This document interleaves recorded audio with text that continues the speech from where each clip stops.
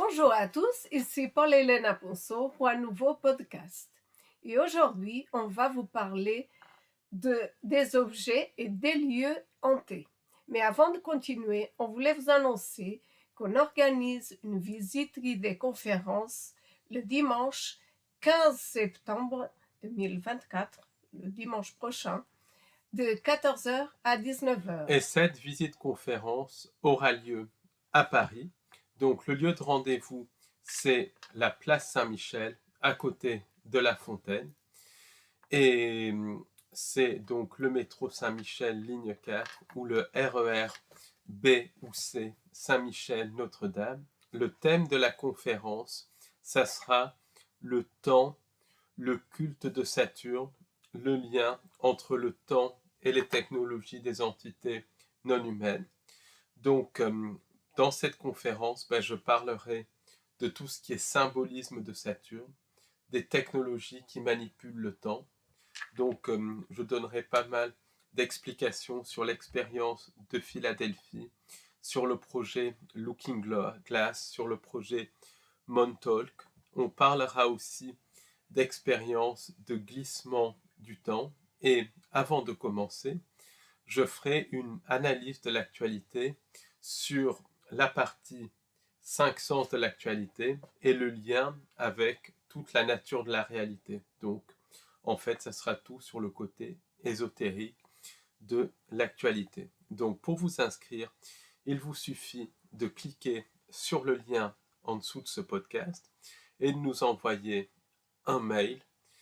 Et comme ça, on sait que vous venez. Et si vous ne pouvez pas nous envoyer un mail, n'hésitez pas à venir parce que c'est un tout petit prix pour vraiment 5 heures de visite guidée conférence. Et sachez qu'en cas de pluie, la visite guidée conférence ne sera pas annulée. On la fera dans un café. Et ça sera exactement sur les mêmes thèmes. Et entre deux averses, on sortira voir les éléments liés au temps, parce qu'il y a une énorme symbolique du temps dans ce quartier. Alors sachez également qu'on organise un webinaire. Paul Ponceau donne un webinaire le samedi, le 21 septembre, de 18h à 22h. Et le thème du webinaire, alors là, c'est sur les réseaux sataniques. Donc c'est un webinaire sur un thème qui est malheureusement d'actualité. Donc je ferai le lien entre ces réseaux et la présence non humaine et des projets comme le projet Montauk notamment et le CERN. Donc si ça vous intéresse de participer à ce webinaire, vous cliquerez sur le deuxième lien en dessous de ce podcast et là, il vous suffit de suivre la procédure pour vous inscrire à ce webinaire. Et n'hésitez pas, parce que c'est un tout petit prix. Alors, le webinaire est censé durer 4 heures, mais comme c'est un webinaire en direct, il y a des questions et des réponses. Donc, très souvent, les questions sont hyper pertinentes. Les remarques, les échanges sont hyper pertinents. Donc, prévoyez 1 à 2 heures de plus. Sachez également qu'on organise une conférence en présentiel le samedi 5 octobre 2024 de midi à 18h. Et c'est sur le thème des false flags et du ciblage en réseau. Donc, ça va être comment sont liés, qu'est-ce qui relie les false flags, le ciblage en réseau et la présence non humaine. Et l'on verra que ces 3 thèmes sont extrêmement liés. Donc, là, pareil, si vous voulez vous inscrire à la conférence en présentiel du samedi 5 octobre à Paris de 12h à 18h, donc conférence qui dure 6 heures, il vous suffit de nous envoyer un mail. Donc, juste en dessous de ce podcast, il y aura un 3e lien avec le programme de la conférence du samedi 5 octobre et notre adresse mail. Et il vous suffit de nous envoyer un mail. Sachez également que vous pouvez nous soutenir en nous envoyant vos témoignages sur des expériences paranormales, sur des expériences d'abduction, de contact, des expériences de ciblage en réseau, de glissement dans le temps, parce que c'est vraiment par vos témoignages que cette recherche peut avancer, parce que c'est vraiment par les expériences qu'on apprend sur la nature des systèmes de contrôle. Donc si vous avez un témoignage, n'hésitez pas à nous envoyer un mail. Donc notre adresse mail est dans les liens que l'on a cités. Absolument. Et je voulais ajouter quelque chose. N'hésitez pas à nous soutenir aussi par vos abonnements à notre site www.au-delà-de-l'illusion.fr ou bien n'hésitez pas à acheter nos livres. Vous les trouverez sur notre site ou à la librairie du bonheur. Et vous pouvez également nous parvenir des dons ou voilà, en parlant autour de vous aussi. Partagez Ce travail qui est plus important que jamais. Il est vraiment à partager. C'est vraiment le moment. Donc, comme on n'a jamais fini de travailler sur ces sujets, et parce que quand on ouvre une porte, il y en a 10 ou 15 qui s'ouvrent derrière et qu'il faut travailler derrière. Et ça fait que maintenant, je fais ce travail à plein temps. Donc voilà, vraiment, on a besoin de votre soutien pour pouvoir continuer à faire cette recherche, continuer à faire des podcasts, continuer à sortir des livres, à donner des conférences, à faire des enquêtes, et à améliorer notre travail et tout ça, parce que voilà, c'est vraiment passionnant, c'est vraiment la chose que j'aime et je veux le faire bien évidemment, et on veut le faire au maximum de nos capacités. Donc n'hésitez pas à nous soutenir. Et parce que Paul va très loin, alors là, on va parler des lieux chargés et des objets chargés. Alors on a utilisé le terme chargé et pas hanté parce que c'est un petit peu différent de hanté. Quelle est la différence justement? Quelque chose qui est hanté, c'est hanté en général par l'esprit d'un mort. Mais là, ça peut être des lieux qui sont hantés par des esprits de mort, mais un lieu ou un objet hanté est en fait chargé, parce que très souvent, c'est chargé par une entité non humaine. Alors, pour comprendre le phénomène de charge, il faut déjà comprendre la nature de cette réalité. Cette réalité fonctionne comme une simulation.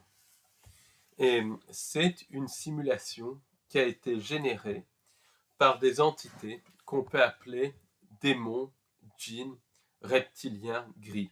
Et les entités sans âme en général, qui sont en fait des entités avec une âme inversée, parce que ce sont des entités qui sont programmées à faire le mal. Or, l'âme, telle qu'on l'entend dans le sens traditionnel du terme, c'est fait pour faire le bien. Donc, c'est littéralement des âmes inversées.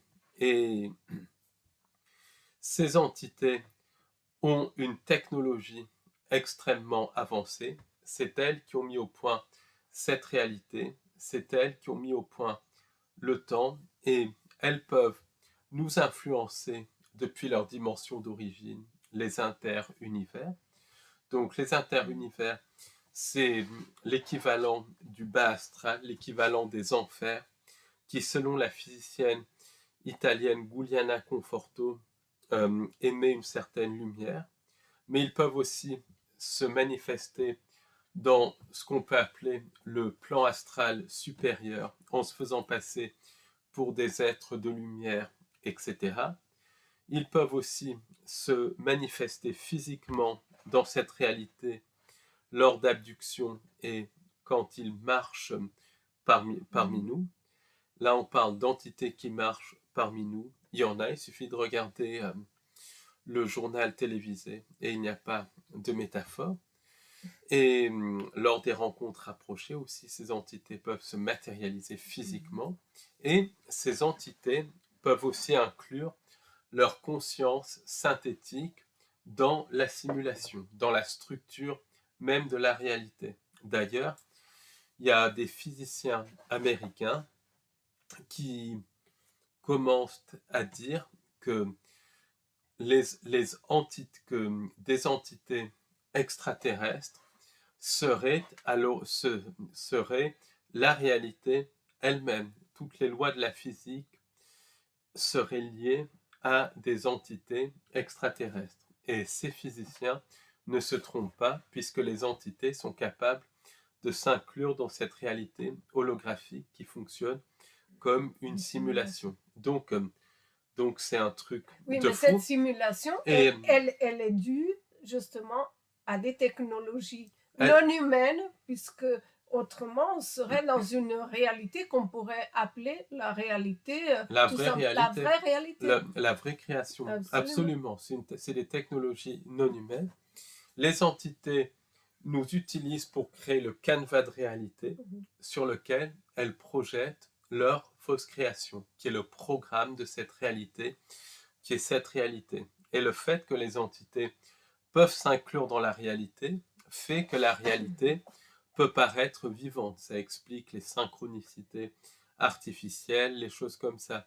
Ça explique parfois que des gens disent qu'ils sont littéralement contrôlés par la réalité. D'où le travail d'étudier, d'où l'importance de travailler sur ces sujets-là, puisque si on n'accompagne pas, si on n'est pas au courant qu'il y a une simulation, qu'on est dans une simulation, on ne peut pas vraiment comprendre.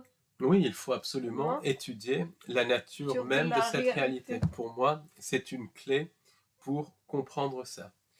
Donc, si parfois j'ai la voix enrouée, je tiens à m'excuser, mais ça fait plusieurs jours que je traîne, je ne sais pas trop quoi, donc j'ai la voix enrouée et de temps en temps la voix qui lâche. Donc voilà, veuillez m'excuser si j'ai des quintes de tout ou quoi que ce soit. Donc, pour continuer à dire ça, oui, tout est dans une, on est dans une simulation. Et du reste, le mainstream dit que l'on pourra inclure nos consciences dans la réalité d'ici une dizaine d'années, 2030, 2035, 2040. Donc, mais est-ce qu'il y a un peu de vrai dans cette simulation?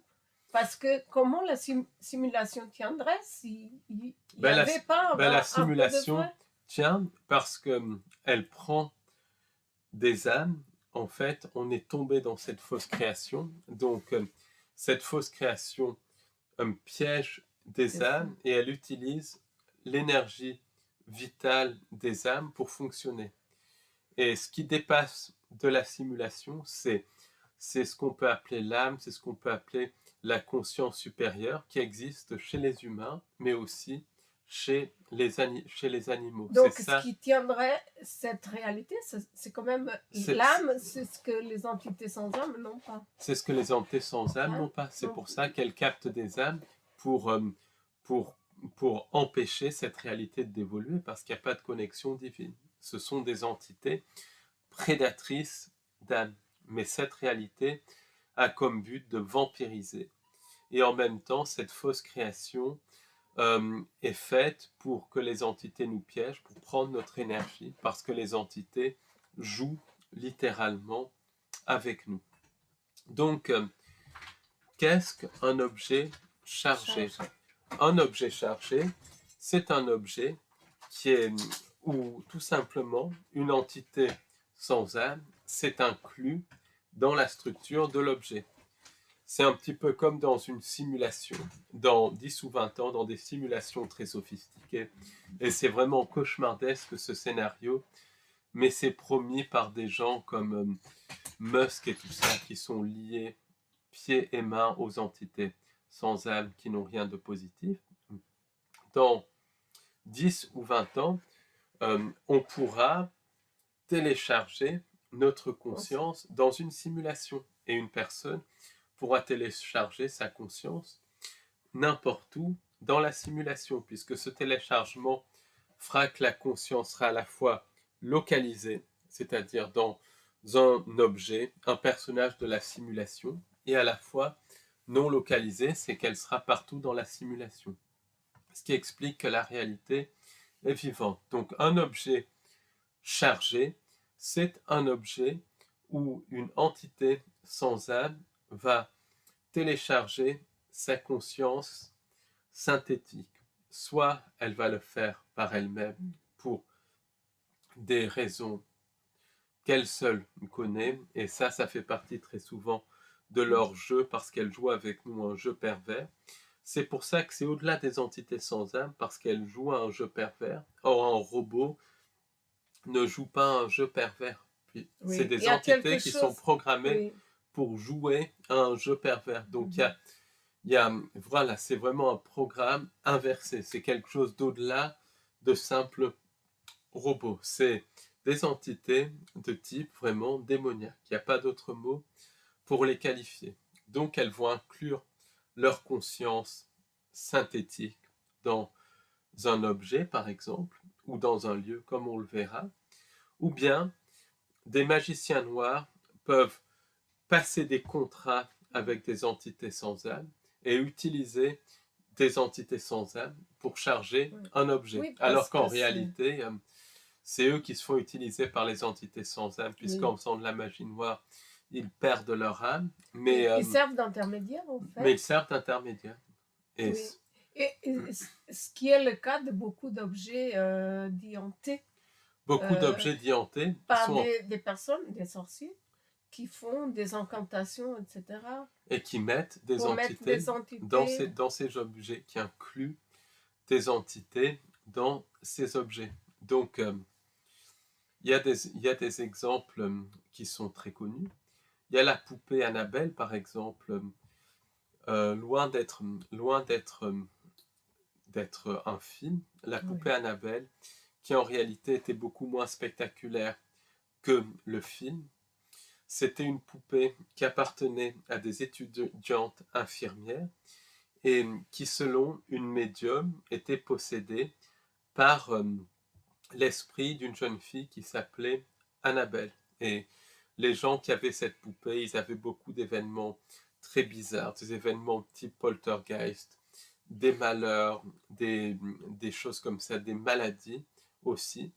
Or, la médium a dit qu'elle était possédée par l'esprit d'une jeune fille, mais pour moi, la médium s'est faite leurrer par une entité sans âme qui a dit à la médium, ou laissé entendre à la médium, que c'était l'esprit d'une jeune fille, alors qu'en fait, c'était une entité sans âme. Ce que les Warren, malgré leur perspective religieuse et tout ça, avaient très bien compris. Donc ça, c'est quelque chose de très important à comprendre. Et les personnes qui possédaient cette poupée Annabelle, il leur arrivait des malheurs. Oui. Et ça ressemble au syndrome du contacté qui touche énormément de contactés et d'abductés. Ce syndrome du contacté est lié aux entités sans âme qui vampirisent le contacté et l'abducté suite à leur contact, qui joue littéralement avec lui. Et c'est lié vraiment à ces entités. C'est lié au jeu pervers de ces entités. C'est lié au jeu vampirique de ces entités non humaines. Donc c'est quelque chose à prendre en compte. Et ce que les gens avaient avec la poupée Annabelle, c'est le syndrome du contacté. Idem avec la poupée Robert, qui aurait été chargée par une servante qui aurait été hyper maltraitée par le père donc de Robert Otto, si ma mémoire est bonne. Cette poupée aussi porte malheur aux gens même qui la regardent et tout ça. Et ça, c'est très clairement quelqu'un qui a chargé par magie noire cette poupée avec des entités non humaines. Et quand une personne regarde cette poupée, ou quand une personne prend en photo cette poupée, par exemple, ce qui va se passer, c'est qu'elle va photographier la vibration de l'entité, puisqu'une photo porte la vibration de l'entité, et comme cette simulation est holographique, non locale, le tout est contenu dans la partie. L'entité va à la fois être contenue dans l'objet, mais aussi dans la photo de l'objet, puisque l'information de l'entité est contenue un petit peu Est-ce que partout. c'est pour ça que nombreuses personnes se sont amusées à faire des photos à des poupées dans des musées, des poupées hantées, et suite à ça, ça arrivait des malheurs. Oui, parce qu'ils ont amené l'information de l'entité. Et ça, on Et leur donc, ils ont demandait, développé, en fait, ce qu'ils ont développé, c'est le syndrome du contacté. Oui. C'est les entités qui vont d'abord détruire typiquement les finances, le couple, la santé et enfin la vie. Donc beaucoup d'objets hantés, c'est ça. Et comme cette réalité, comme ces entités, quand elles s'incluent dans la réalité, elles sont à la fois présentes partout et elles sont à la fois non locales, ça s'appelle en termes scientifiques, et à la fois présentes en un point, elles peuvent se manifester dans les photos. Pourquoi? Puisque c'est une réalité holographique, donc le tout est contenu dans la partie. Donc la photo, quelque part, c'est une partie de l'entité, donc toute l'information de l'entité est contenue dans la photo. C'est comme le Vético. Le Vético, c'est la conscience inversée du démiurge ou diable. Il est à la fois présent dans toute cette réalité, et il est à la fois présent chez un petit peu tout le monde, avec le subconscient et les pensées intrusives et le parasitisme de la part de ces entités sans âme, voire tout le travail de Castaneda. Donc c'est à cause de la nature de cette réalité. J'ai lu un livre sur les objets hantés, et j'ai vu il y a de nombreux objets qui sont hantés, et parmi ces objets, il y a eu des enquêtes de médiums, et des médiums ont dit que ça serait des esprits de quelqu'un qui était décédé. Mais pourquoi ils disent que c'est des esprits et pas des entités? Ben, c'est pas ça, c'est que les entités leur font croire que c'est des esprits. Et ceux qui avaient compris, c'était les Warren. Après, ils avaient leur perspective religieuse et tout ça. Oui. Mais ils avaient compris que dans beaucoup de cas de hantise, ils avaient affaire à des démons. Et en fait, à des entités sans âme, à des consciences inversées. Après, il y a des cas de hantise qui sont authentiques, dans le sens où elles sont liées à des décédés, à des âmes errantes. Ça, j'en ai parlé avec un passeur d'âme et tout ça, qui a par exemple parlé d'un immeuble hanté en région parisienne, où il y a effectivement des âmes errantes, et on va bientôt faire un reportage sur cet immeuble hanté, donc ça devrait être un moment très sympathique, mais il y a beaucoup de cas de hantise, même je dirais la majorité, sont liés à des entités sans âme qui se font passer pour des fantômes. Et les médiums sont de bonne foi, mais sont leurrés par les entités non humaines. Et les Warren ont été très critiqués pour avoir dit des démons et tout ça. Ils ont dit après qu'ils étaient dans la religion et tout, oui c'est vrai à un niveau, mais à un autre niveau, ils avaient compris les choses et ils expliquaient les choses en termes religieux. Est-ce que c'est pour ça qu'ils ont eu l'idée d'enfermer ces objets dans un musée? C'est pour ça qu'ils ont enfermé les objets dans des armoires pour que les gens n'y touchent pas. Mais ils avaient compris la dangerosité de ces entités. Et est-ce que tu connais le cas de l'île, j'ai trouvé ça passionnant, de l'île aux poupées? Non, je ne connais pas trop ce cas de l'île aux poupées. Est-ce que tu peux nous l'expliquer? J'ai lu le cas d'un monsieur qui avait voyagé au Mexique, je crois. Oui, qui avait voyagé pour se changer les idées, donc dans une île. Et puis là-bas, il avait retrouvé une poupée dans une rivière. Ensuite, il prend la poupée, il est fasciné, il la garde. Quelque temps plus tard, il rencontre d'autres poupées. Il est devenu tellement obsédé par ça qu'il faisait du troc. Et quelque temps après, il collectionnait vraiment des poupées, des poupées, des poupées. Et un jour, il a su par un médium que une de ces poupées avait été prise par l'esprit, justement, d'une jeune fille qui s'était noyée dans cette rivière, dans la rivière.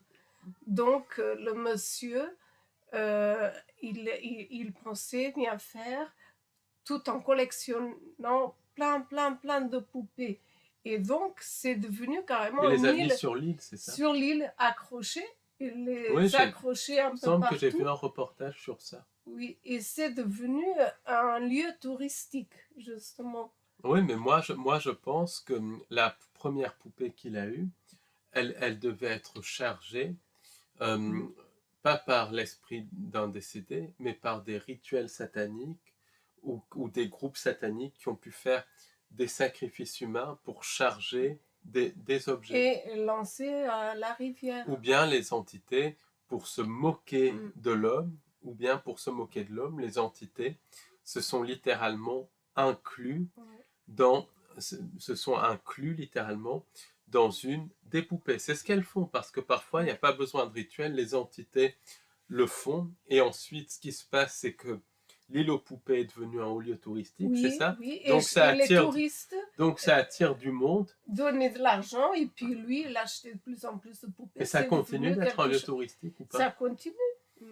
Oui, donc je pense que ce qui a pu se passer, c'est où il y a eu des rituels sataniques avec des abominations et tout ça, et que ça a ouvert des portes à des démons qui sont fixés sur des poupées qui ont été délibérément chargées par les réseaux sataniques pour qu'elles soient trouvées et tout ça, ou bien c'est les entités qui ont leurré cet homme et la médium et qui se sont fixées sur une des poupées ou sur l'autre poupée, dans le but justement, parce qu'après par les pensées intrusives et tout, elles peuvent manipuler l'esprit de la personne à faire de l'île un espèce de lieu touristique, et ça attire des gens, et les gens s'approchent de ces entités, et les entités les vampirisent, prennent leur énergie psychique et tout ça. Et puis beaucoup de poupées étaient dans un très mauvais état, c'est-à-dire c'était effrayant. Et si c'est sur une île symboliquement c'est entouré d'eau, or l'eau est utilisée pour ouvrir des portes dimensionnelles. D'où le cas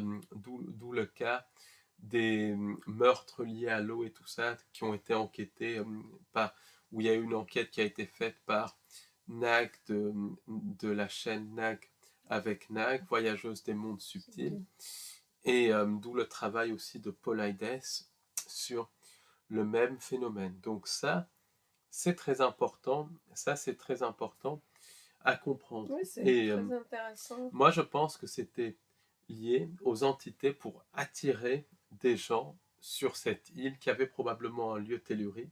Par les pensées intrusives et en chargeant les objets, elles ont fait ça pour ensuite vampiriser les gens. Et j'ai une anecdote personnelle aussi à raconter. C'est que un jour, il y avait une personne, une amie à ma mère, son mari avait ramené d'Afrique des objets qu'il avait achetés sur un marché. Et une fois que ces objets ont été ramenés, ils ont eu que du malheur. L'homme a perdu son travail, l'homme et la femme sont tombés malades assez gravement. Ensuite, ils ont eu des problèmes aussi de bruit bizarre et de choses comme ça. Et ça, c'est lié au fait que sur les marchés en Afrique, beaucoup d'objets sont volés à des villages. Et dans les villages, pour protéger les objets, les populations les chargent avec des entités et passent une espèce d'accord avec les entités pour que toute personne étrangère au village qui maltraite ces objets, qui fait un mauvais usage de ces objets, qui en font commerce ou qui les achètent et tout ça, soit attaqués, affectés par les entités. Et c'est ce qui arrivait à ce couple. Et ils sont tombés vraiment très malades. Ça a failli les tuer. Ensuite, ils se sont débarrassés des objets, ils ont fait exorciser leur appartement et tout, et les choses se sont doucement améliorées.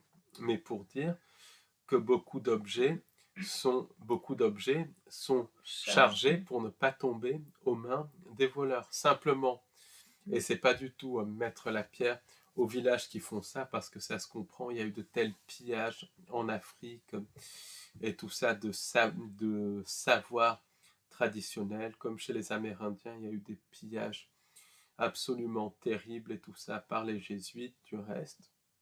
Mais en faisant appel à ces entités pour protéger leurs objets, ils passent des contrats avec les entités et ça finit par se retourner aussi contre eux, parce que les entités ne sont pas là pour aider, elles sont là pour vampiriser, elles sont là pour détruire. Donc c'est des choses qui sont extrêmement dangereuses. Et Est-ce puis, que c'est le cas des bijoux hérités des grands-parents, des parents, grands-parents, arrière-grands-parents? alors justement, je voulais parler de ça.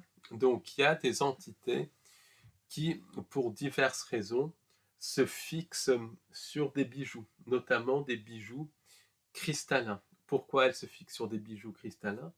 Parce que c'est lié à la nature de cette réalité. Notre réalité fonctionne comme une simulation, donc quelque part comme un système informatique. Or, qu'est-ce qu'on trouve dans les microprocesseurs? Des cristaux de silicium et tout ça. Donc les entités se fixent sur des structures cristallines. Et parfois, elles se fixent aléatoirement sur un objet. C'est leur jeu pervers des entités. Donc à ce moment-là, la personne porte le bijou et elle porte l'entité dans le bijou. Est-ce que Et pour l'entité, ça, il n'y a pas besoin d'incantation? il y a Elle pas se fixe par l'entité se elle fixe se par fixe. elle-même. Ah, ça c'est clair. Après, elle peut se fixer par incantation ou elle peut se fixer par elle-même aléatoirement. Et dans ce cas-là, l'entité qui se fixe sur le bijou va rendre malade les personnes qui portent le bijou. Et c'est toujours le même schéma: problème financier, problème de couple, des disputes, problèmes de santé et mort très souvent. Et les entités peuvent se fixer aléatoirement n'importe où. Et elles peuvent aussi venir par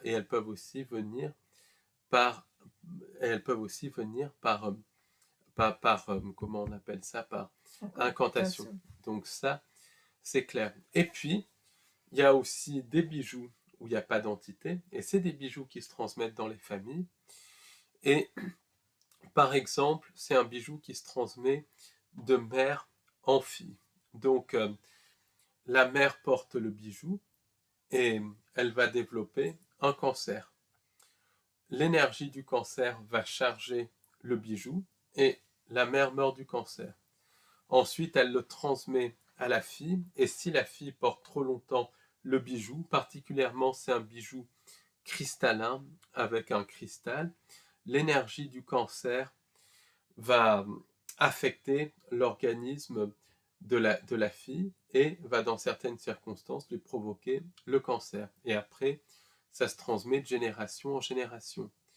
Donc, il peut y avoir des liens entre certains cancers multigénérationnels et certains bijoux. Bien évidemment, ce n'est pas un conseil médical, c'est une hypothèse de travail.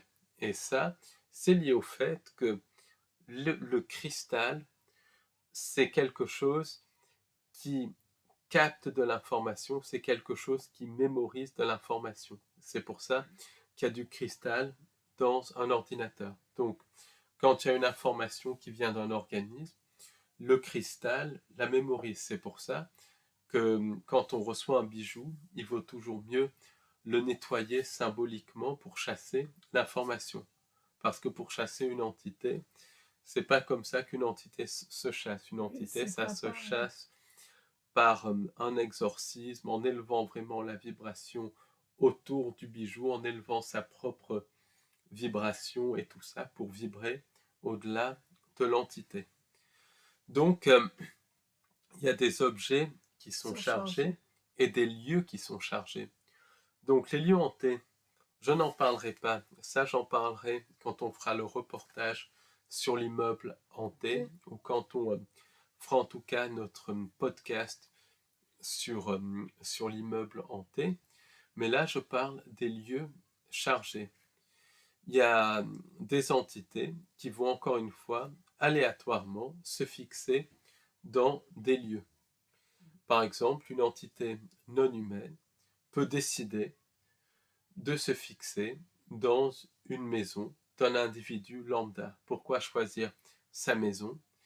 Là encore, c'est l'espèce de jeu des entités. Oui, il n'y a pas de raison particulière. Il n'y a pas de raison particulière. Puisqu'elles sont autour de nous. C'est comme un espèce de tirage au sort de l'entité. Elle dit, bon, je vais me fixer dans cette maison. Et puis, hop, elle se fixe dans cette maison. Parce que c'est ce qu'on commence à comprendre, c'est qu'on cherche toujours des buts dans ce que font les entités, mais souvent, il n'y a pas de but. Elles se fixent sans raison particulière à un endroit donné. Donc, elles vont se fixer dans une maison, dans la structure de la réalité de la maison. Et là, il va y avoir de nombreux phénomènes. Toujours pareil, des phénomènes de perte d'argent, des phénomènes de disputes. Les habitants de la maison vont tomber malades plus ou moins gravement. Certains peuvent même mourir parce que c'est pas anodin. C'est pas comme dans les films où c'est spectaculaire et tout. Après, le prêtre est appelé, tout est beau, tout est rose. C'est pas du tout comme ça. C'est quelque chose qui tue à petit feu. Et parallèlement à ça, à ce syndrome du contacté, quand quelqu'un habite dans une maison chargée, il va y avoir d'autres événements. Il va y avoir des événements de type paranormaux, des portes qui s'ouvrent toutes seules, des objets qui se déplacent tout seuls. Il va y avoir des bruits bizarres. Nous-mêmes, on a été dans une maison chargée comme ça. Il y avait des ustensiles de cuisine qui se déplaçaient. Et dans certains cas, il y a des incendies mystérieux. Pourquoi? Parce que ces entités passent quand elles se matérialisent par les niveaux infrarouges, donc elles créent de la chaleur. Et puis, selon certains chercheurs, ces entités seraient de nature plasmatique. Et le plasma, c'est du feu sans fumée. Et les djinns, les anciens musulmans considéraient les djinns comme du feu sans fumée. Donc elles sont associées au feu à cause de leur nature physique et à cause du processus de matérialisation. Quand elles sortent de la réalité et qu'elles se matérialisent en physique ou en astral, ça crée un échauffement. Et donc il y a des incendies mystérieux qui peuvent apparaître et tout ça, des phénomènes de type poltergeist et tout ça. Et une maison chargée, ça peut tuer l'occupant.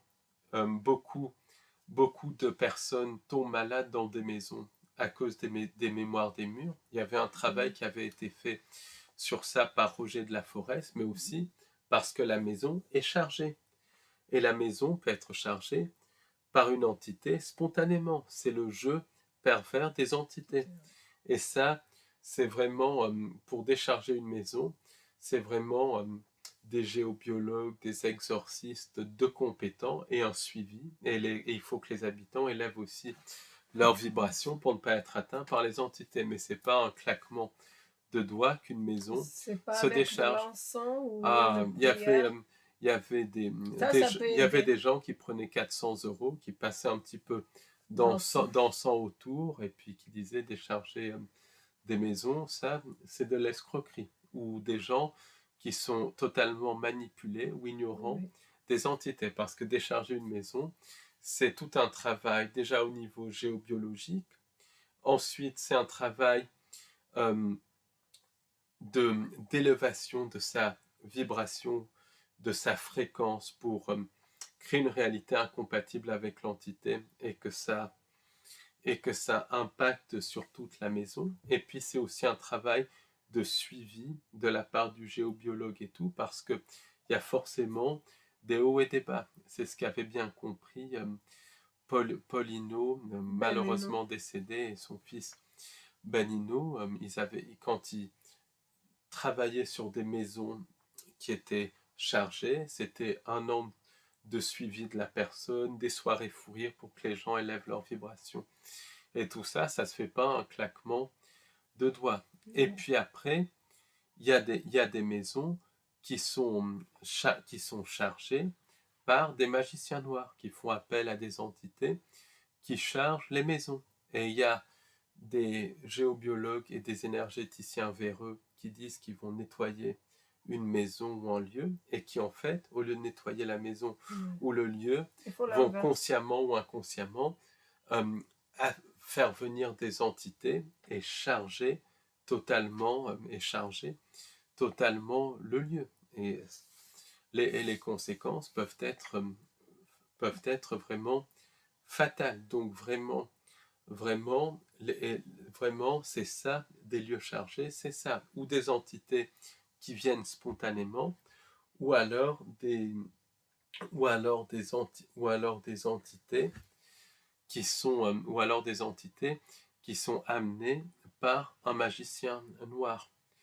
Parfois aussi, ce qui se passe, c'est que des gens pensent bien faire, des gens qui sont dans la fausse lumière, des passeurs d'âme, des énergéticiens et tout ça, et ils sont manipulés par la fausse lumière. Donc ils pensent, par exemple, aider à faire passer des âmes ou aider à nettoyer quelque chose, mais en fait, ils sont manipulés par des entités sans âme. Donc au lieu de nettoyer ou de faire partir les âmes, ils vont rajouter des choses, et très souvent, les entités sans âme et tout ça vont même finir par les posséder, puisqu'ils pensent avoir affaire à des décédés, et les entités les manipulent pour qu'ils soient possédés. Donc même le nettoyage d'une maison, d'un objet chargé et tout ça, c'est quelque chose qu'il faut faire avec discernement. C'est pas quelque chose qui se fait après avoir suivi une heure de stage ou un truc comme ça. Non, c'est tout un apprentissage, une connaissance des entités, une connaissance de soi, un travail sur soi, beaucoup de discernement et tout ça. Mais aussi, la mémoire des murs, ça compte beaucoup, parce que si il y a une maison qui a été habitée pendant très longtemps par des personnes qui ont été malades, qui ont été très tristes, ça fait baisser. Ça fait que les nouvelles personnes qui arrivent sur le lieu peuvent devenir des personnes très tristes, des personnes malades, etc. Oui, parce qu'il y a aussi ce phénomène de mémoire des murs, puisque les murs, même dans le béton, il y a du métal et tout ça, et le métal va absorber les informations. Les maisons en pierre, les pierres sont souvent cristallines, donc les pierres vont absorber l'information et tout ça. Les murs, et ça, Roger de la Forest en parlait bien, les murs ont vraiment une mémoire, donc ils retiennent tout ce qui s'est passé. Donc s'il y a des disputes, des maladies et tout ça, tout cela va charger les murs. Et donc, les nouveaux arrivants vont arriver, et sous certaines conditions, ces espèces de films du passé vont se rejouer. Alors ça peut passer par une mauvaise vibration, ça peut passer par des événements qui se rejouent, des scènes du passé que les nouveaux occupants de la maison vont rejouer sans même s'en rendre compte, ou bien ça peut être des phénomènes de quasi-hantise où les films du passé vont carrément se rejouer. Ça explique aussi certains cas de hantise. Les murs sont tellement chargés qu'ils filment des événements du passé, et des gens, notamment qui ont des capacités de médium, mais pas seulement, vont revoir les films du passé. Par exemple, en Angleterre, il y avait quelqu'un qui se baladait dans la ville d'York et à un moment donné, il a vu une légion romaine qui marchait dans un souterrain de la ville d'York. Et j'aurais pensé qu'il avait une expérience de glissement dans le temps si ce n'est pas un événement précis, c'est que les jambes des légionnaires romains étaient enfoncées dans le sol. Et en fait, le sol était beaucoup plus bas à l'époque romaine, dans ce souterrain, qu'il ne l'est maintenant. Donc là, on voit qu'on n'a pas affaire à des fantômes ni à un glissement dans le temps.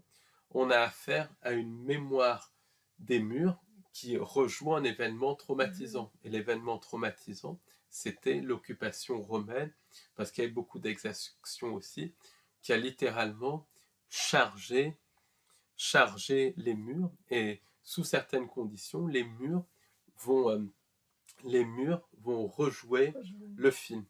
Et en plus, une maison chargée de mauvaise mémoire va attirer beaucoup plus facilement des entités. Donc, c'est pas parce qu'il y a des mémoires des murs qu'il n'y a pas d'entité.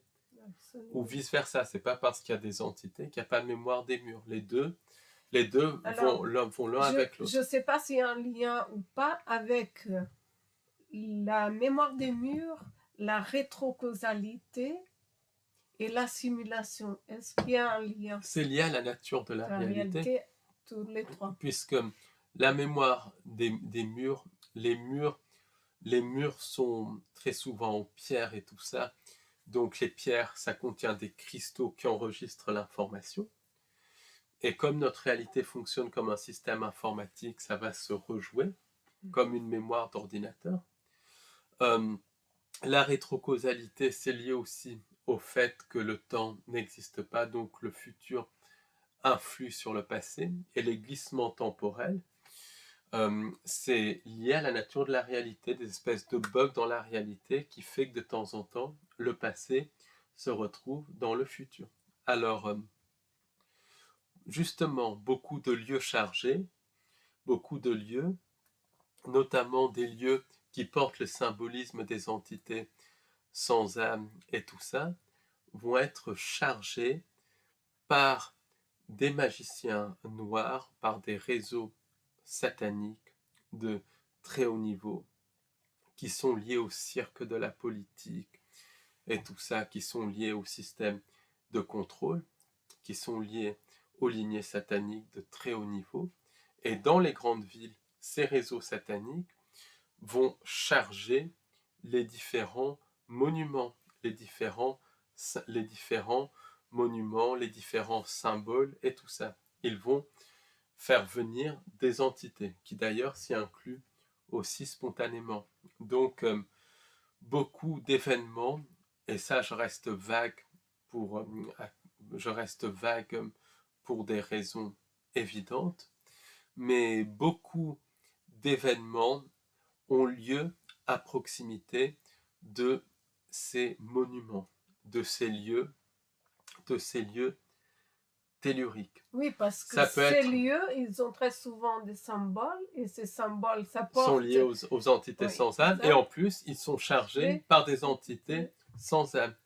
Donc, beaucoup d'événements ont lieu près de ces monuments pour focaliser l'attention des masses à côté de ces monuments pour nourrir les entités qui sont contenues dans ces monuments. C'est pour ça que beaucoup de manifestations ont lieu à proximité de ces monuments pour nourrir les entités sans âme qui sont littéralement à proximité des monuments. Les Jeux Olympiques, par exemple, ce n'est que ça. Pour être très clair, ça nourrit des monuments qui sont chargés par des entités non humaines et qui portent eux-mêmes des symboles qui portent les vibrations des entités sans âme. Donc, beaucoup d'événements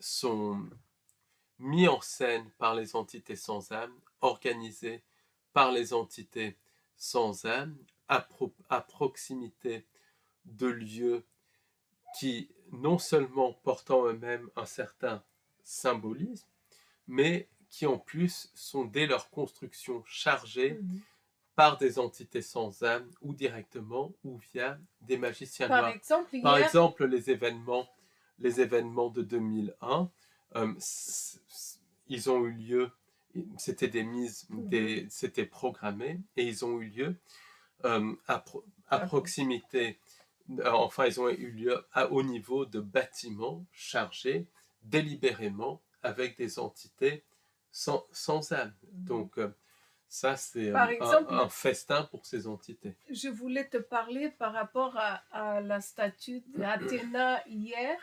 C'est pareil, c'est une statue avec beaucoup de symbolisme pour récolter beaucoup d'énergie pour ceux qui Mais ne sont pas conscients. beaucoup de ces monuments sont chargés par non seulement du symbolisme, mais par des entités qui s'incluent directement dedans, c'est leur jeu, ou bien qui sont mises là par des magiciens noirs. Donc, quelqu'un qui passe devant ça, non seulement il donne son énergie sans le savoir, hein, via le symbolisme aux entités sans âme, mais il les donne directement aux entités sans âme, puisqu'elles sont capables de s'inclure dans ces monuments.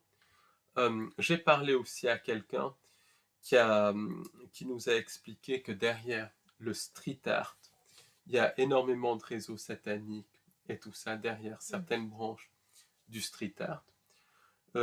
Lui-même a subi des attaques terribles pour avoir dénoncé ça.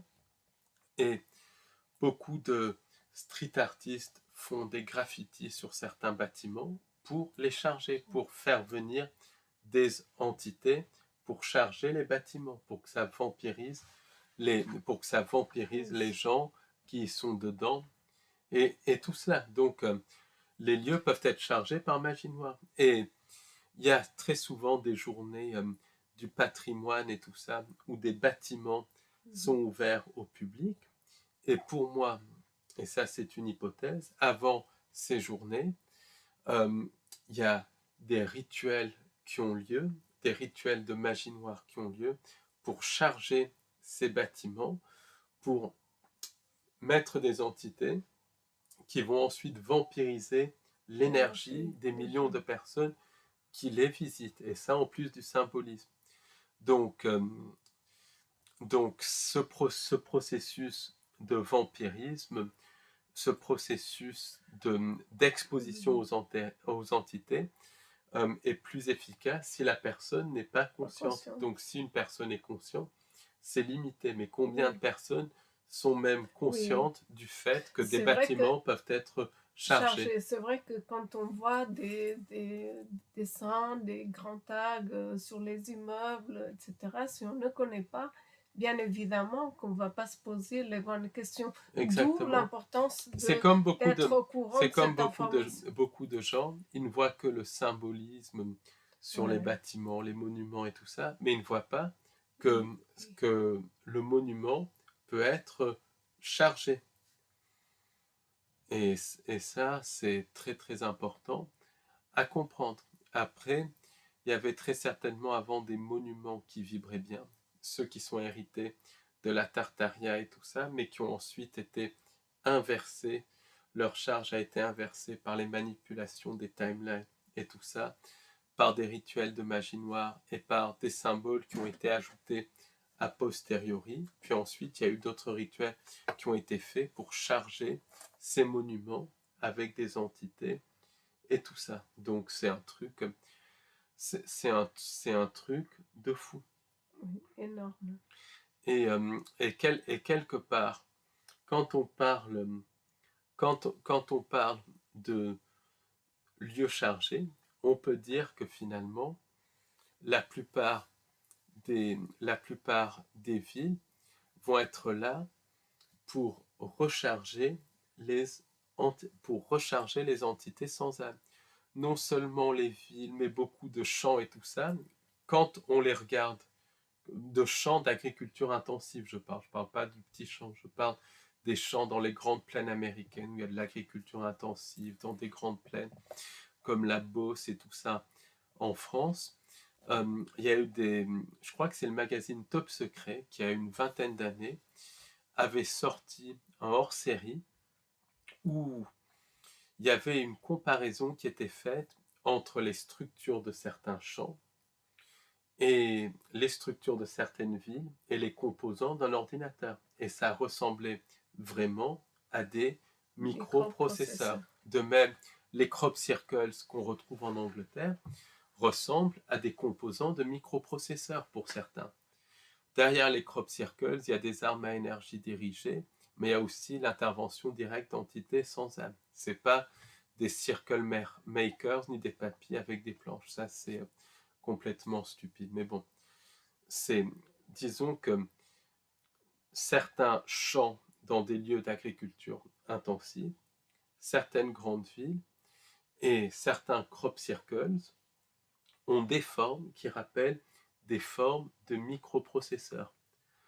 Or, les microprocesseurs, ils fonctionnent à l'électricité. Or, notre réalité, c'est une réalité électrique qui fonctionne finalement comme une simulation. C'est toute la théorie de l'univers électrique. Donc on peut penser que quand on est dans une ville, si l'on n'est pas conscient de ça, nous, en fait, on sert d'électrons, on sert de bactéries, on sert de piles qui alimentent tous ces circuits électriques de cette simulation des entités sans âme. Autrement dit, on alimente notre propre prison. Est-ce que si on est conscient, on alimente moins? Bien sûr, puisque toute cette alimentation passe par le subconscient, puisque le subconscient est relié au système de contrôle des entités sans âme. La programmation passe par le subconscient. Donc déjà, si l'on en prend conscience, on alimente beaucoup moins cela. C'est comme si on est conscient que les bâtiments sont chargés et tout ça, ils ont beaucoup moins d'impact sur nous, puisque symboliquement, on dit non, on ne consent pas. Mais combien de personnes dans cette recherche parlent de cette information? Très très peu, parce que dans la recherche de vérité, l'information c'est « Oh, le lieu est chargé », ça n'existe pas, ce qui est complètement débile, ou bien « Oh, le lieu est chargé, mais ne vous inquiétez pas, mettez un peu de sauge et les entités vont partir, non, les esprits des morts vont partir. » Et tout ça, tout est beau et tout est rose. Non, un lieu chargé, c'est un lieu qui est chargé par des entités non humaines, qui est chargé par de la magie noire, avec parfois en plus la mémoire des murs. Donc, ça ne va pas partir comme ça. Et la première chose pour être le moins affecté possible, c'est vraiment d'en prendre conscience. Mais cette information ne circule pas. Elle circulait du reste beaucoup plus il y a 30, 40 ans, maintenant 40 ans, avec... Déjà à l'époque de Jimmy Gueux, à l'époque de Jimmy Gueux, une information de qualité. Oui, mais il parlait des lieux chargés et tout ça. Il parlait de cette théorie de la mémoire des murs. Des gens comme Roger de la Forest aussi parlaient de ça. Maintenant, qui en parle, mis à part sur un ton New Age et tout ça, très très peu de gens. Et surtout sur les entités non humaines. Et personne ne parle des entités non humaines, alors que c'est de ce côté-là qu'il faut voir pour comprendre les objets et les lieux chargés.